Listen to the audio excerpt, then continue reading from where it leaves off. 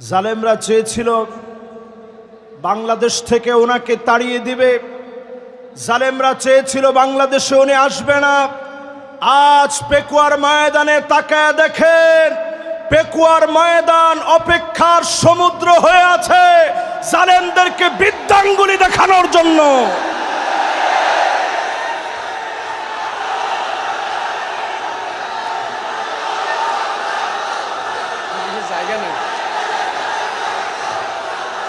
পেকুয়ার আজকের এই মহাসমুদ্র প্রমাণ করে দিচ্ছে ডক্টর মিজানুর রহমান আজহারি প্রতিদিন জন্মগ্রহণ করে না।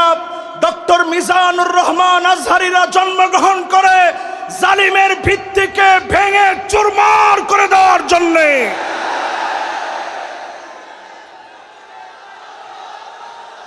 লিল্লাহে তাকবীর,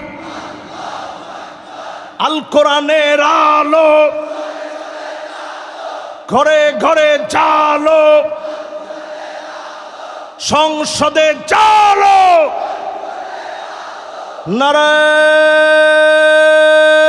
নারায়ে তাকবীর।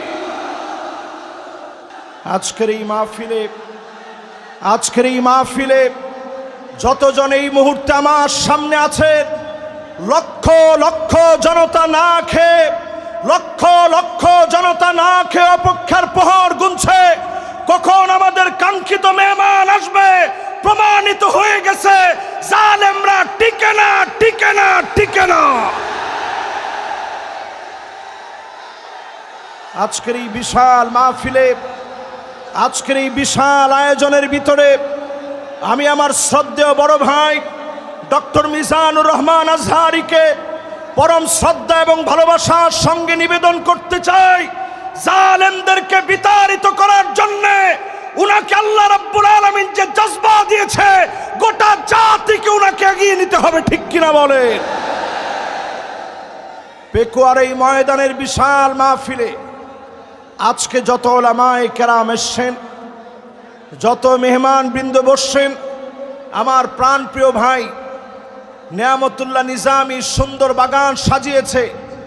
আজকের এই বাগান থেকে হাদারাত উলামায়ে কেরাম, ফুদালা, কুরামা, আইম্মা যতজন আসছেন, মিডিয়া কর্মীরা যারা বসছেন, যারা আসছেন, যতজন এই মুহূর্তে অপেক্ষায় আছেন, সবাই মিলে আসুন আমরা মালিকের শুকরগুজারি আদায় করি, পড়ি আলহামদুলিল্লাহ।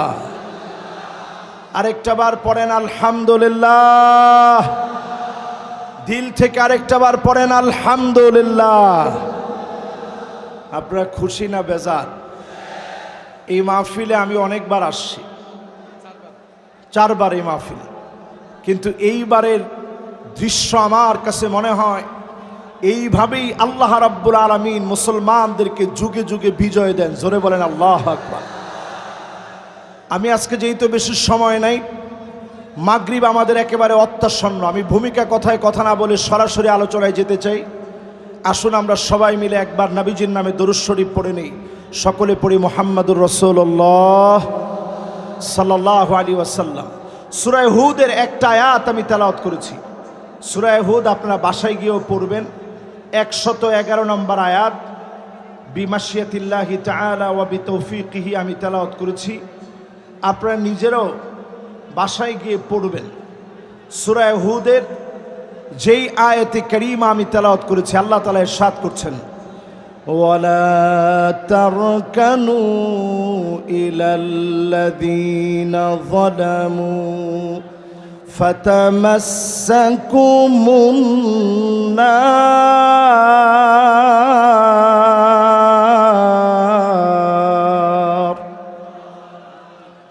ওয়ামা লাকুম মিন দুনিল্লাহি মিন আউলিয়া সুম্মা লা তুনসারুন।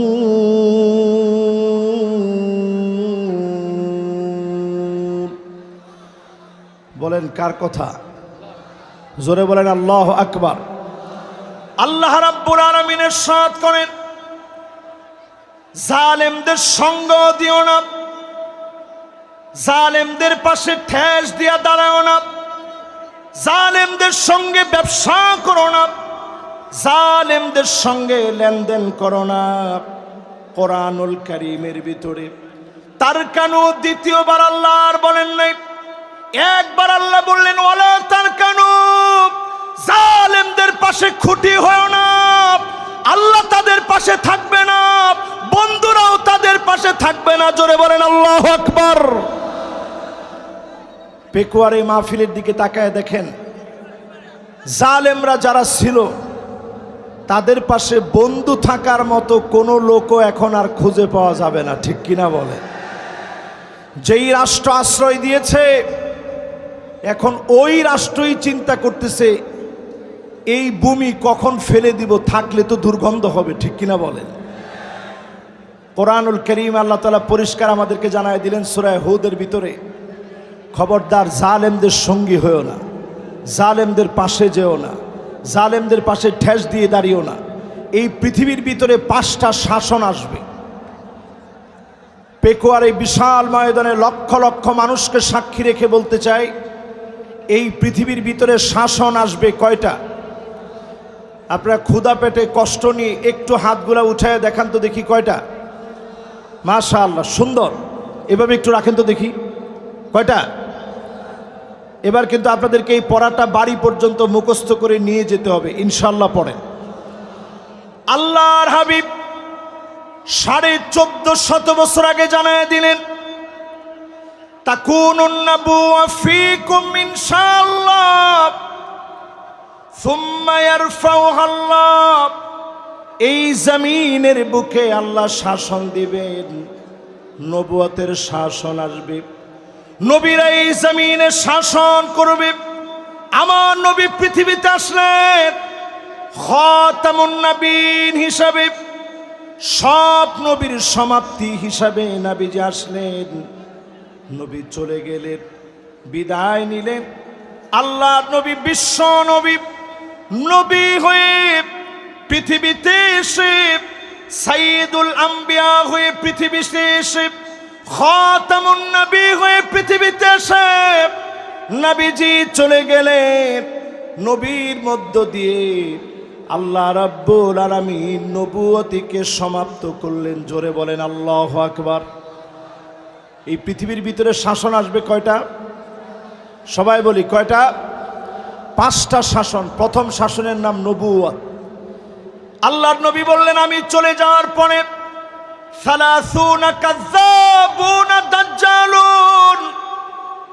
30 জন মিথ্যা নবুয়তের দাবিদার আসবে। কয়জন? মুহাদ্দিসিনে কেরাম বলেন, যেই 30 জন মিথ্যা নবুয়তের দাবিদার আসবে, অলরেডি 30 সংখ্যা পূর্ণ হয়ে গেছে, মিথ্যুক সব চলে আসছে, শুধু দাজ্জাল বাকি আছে, আর সব মিথ্যুকরা চলে আসছে। তাহলে নবুয়তির পরে মিথ্যুকরা আসবে কয়জন? 30 জন। এরপরে আল্লাহ নবী বলেন, সুম্মা তাকুনুল খিলাফা আলা মিনহাজিন নবুওয়া। এই দুনিয়ার বুকে খিলাফত কায়েম হবে। 32 বছর 6 মাস ধরে এই জমিনের বুকে খেলাফত প্রতিষ্ঠা হয়েছে। আল্লাহ পাক যখন চেয়েছেন, সুম্মা ইয়ারফাউহা আল্লাহ, আবার খেলাফত উঠে গেল।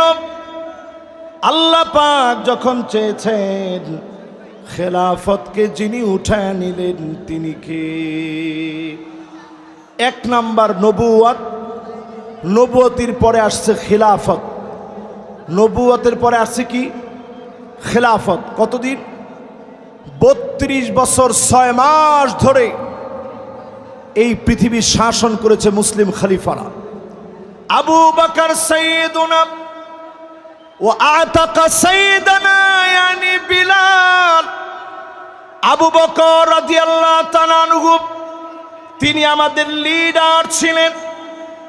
আরেকজন লিডারকে তিনি আজাদ করলেন, সেই লিডারের নাম ছিল হযরতে বেলাল। এই পৃথিবীতে শাসন এসেছে মুসলমানদের। 32 বছর 6 মাস ধরে মুসলমানরা শাসন করল। সাহাবায়ে কেরাম শাসন করল, সারা দুনিয়াকে নবীজি দেখায় দিয়ে গেলেন, সাহাবায়ে কেরাম দেখায় দিয়ে গেল।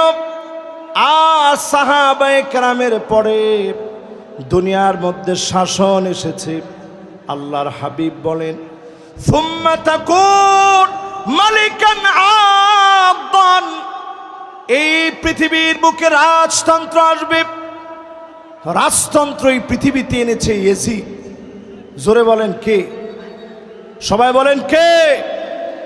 ইয়াজিদের রাষ্ট্র চালানোর শক্তি ছিল এমন, জি হুজুর মার্কা শক্তি। 16 বছর আমরা দেখেছি ইয়াজিদের মতো করে জি হুজুর মার্কা সরকার, ঠিক কিনা বলে? সব জায়গায় শুধু জি হুজুর আর জি হুজুর চলছে। নবীজি বলছেন বেশি দিন এটা চলবে না।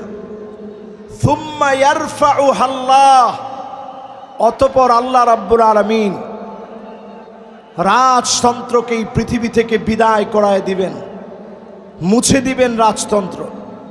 5টা শাসনের 3 নাম্বার।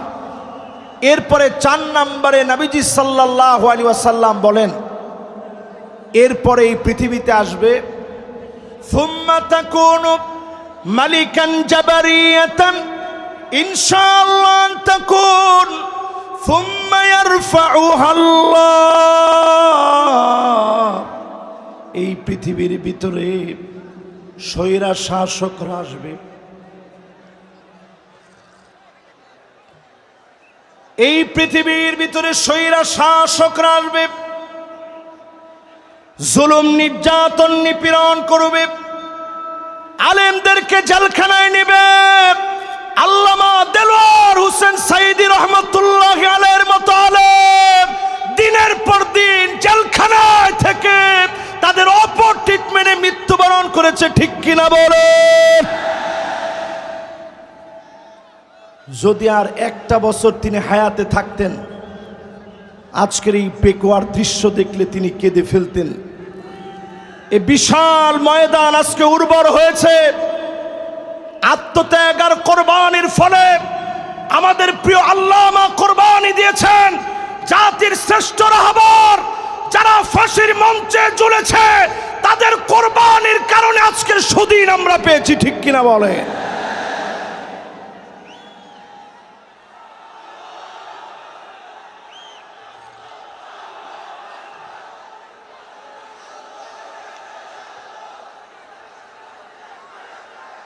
আজকের এই পেকুয়ার ইতিহাস সৃষ্টিকারী মাহফিল থেকে পরিষ্কার আমরা বলবো, আল্লাহর নবী ইরশাদ করেছেন, আল্লাহর নবী পরিষ্কার জানিয়ে দিয়েছেন, স্বৈরা শাসকেরা থাকবে না, থাকবে না। প্রত্যেকটা ভূখণ্ডে ভূখণ্ডে স্বৈরা শাসকেরা টুকরা টুকরা টুকরা হয়ে যাবে, ঠিক কিনা বলে?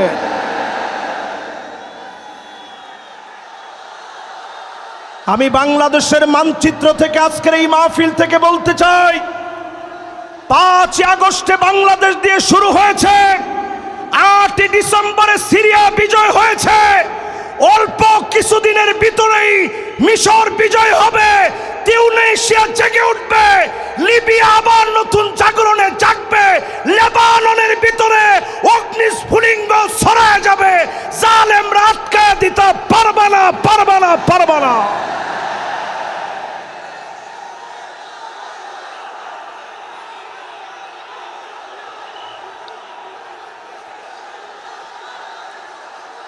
আগামীর পৃথিবী নেতৃত্ব দেওয়ার জন্যে, আগামীর পৃথিবীর নেতৃত্ব দেওয়ার জন্যে পেকুয়ার ঐতিহাসিক মাহফিল থেকে বলতে চাই, ও যুবক, তোমাকে জেগে উঠতে হবে।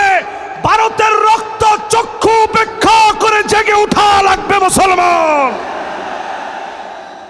নবীজি সাল্লাল্লাহু আলাইহি সাল্লাম পরিষ্কার বলে গেলেন, 5ম শাসন এই পৃথিবীতে আসবে, সুম্মা তাকুনু খিলাফাতান আলা মিনহাজি নবুওয়াতিন। আল্লাহর নবী বলেছেন, কেউ সেই শাসনকে কেড়ে নিতে পারবে না। 54 বছর দেখা শেষ, সামনে হবে আল কোরআনের বাংলাদেশ।